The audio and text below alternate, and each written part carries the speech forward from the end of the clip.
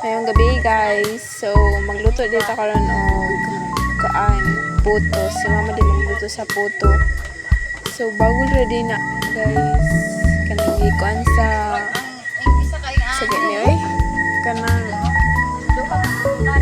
takore. Balanghoy din na siya na puto. Din na mo ni siya guys para og ma-display sa ang barangay. Nanginom din akong mama guys.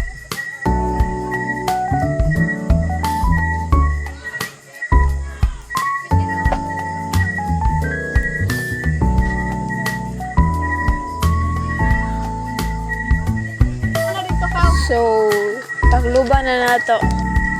Oh, diba? Luto na siya. Lami kayo na.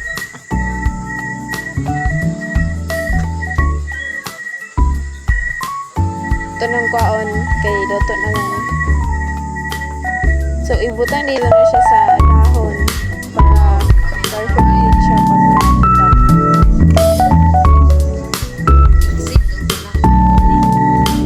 Tomorrow to guys.